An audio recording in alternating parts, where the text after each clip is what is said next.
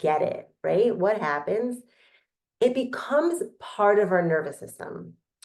It becomes part of even like our immune system, like our physical biology, which is called the nefesh of our soul. And the nefesh is the part of our soul that's within our body, within our nervous system, within our physical being, is actually changed. There's a change in that when we actually start to have daat of information.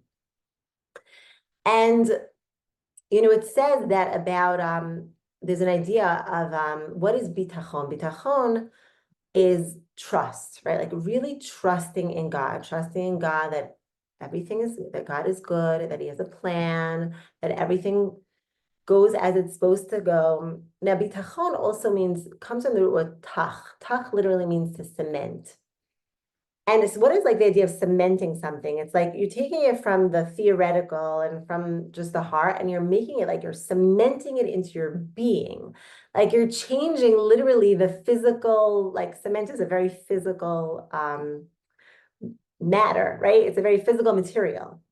And you're literally changing your physical being, your physical body, and not just knowing it here and not just knowing it here, but knowing it in your lived experience. And again, it takes practice. That's why the Hebrew word also for emunah, which is faith, comes from the root word of in uman, which is a artist. And just like an artist, right? You could be born with skill, or you may not even be born with so much skill. But let's say someone has a desire that they really want to learn to paint, right? And they go to art classes and they practice over and over and over, or an instrument, right? You pick up an instrument and you're not going to know how to play an instrument right away. But anything artistic, anything creative, the more we practice, the more we chew it over, the more we ask questions, the more we're able to integrate information. And I think often what happens also is that we need other people in our life to reflect in order to be able to integrate. And that's why the idea of having like a good friend or a community like this, where we're learning together and there's time to process and to ask questions and to integrate, because the way things work, like we only see things very subjectively, only from our perspective. So it's very hard to integrate things when we're seeing things just from our limited tunnel vision perspective. But when we actually open ourselves up to another person and to asking input and asking advice and asking how they see things, right? And being open to see another person's perspective and not feeling like, oh, another person is a threat to me, or, oh, they see it differently than me and that's a challenge or a threat to me. The more we're able to really also integrate and have daat over information. That's why I know the Lubavitcher Rebbe was very into people having a mentor, like a spiritual mentor, a spiritual guide, and I think in the world right now, also there's the world of coaching, is like therapy is like, really, that's what it is. It's like everyone wants to learn, everyone wants to grow, everyone wants to heal. And the idea of like having someone else to really be able to reflect and to ask questions to and to see a different perspective and to hold space for us is a very, very important part of taking not information and making it really part of our lived experiences. Now, what is Daat also? Daat is the ability to see the whole picture, okay?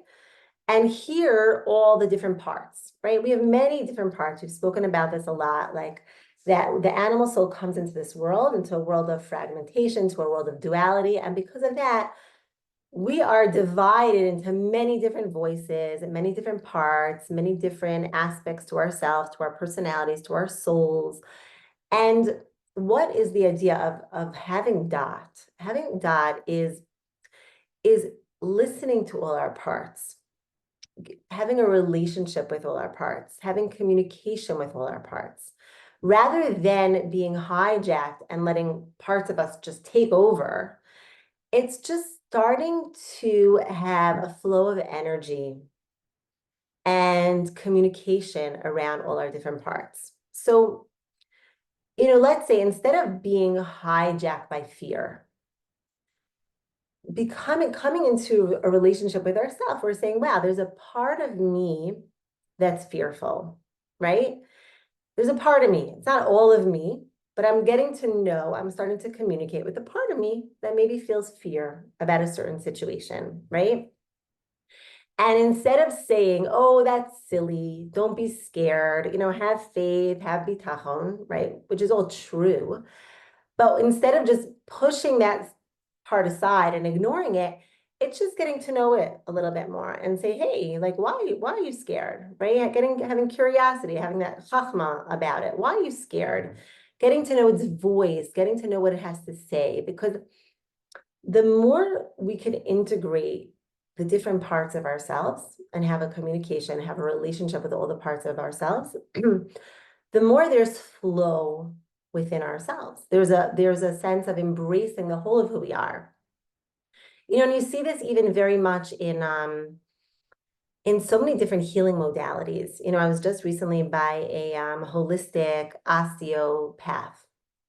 And basically, he was just explaining what he does, or acupuncture. What does it do? Basically, it's just connecting, just releasing blockages in the flow of the meridian, the flow of energy in the body. Because once there's a release and there's open communication and flow of energy in the body, automatically we're able to really integrate the whole of ourselves, and we're able to integrate information. We're able to be more open and receptive to learning and to growing and to real growth that's really in our body, in our nervous system.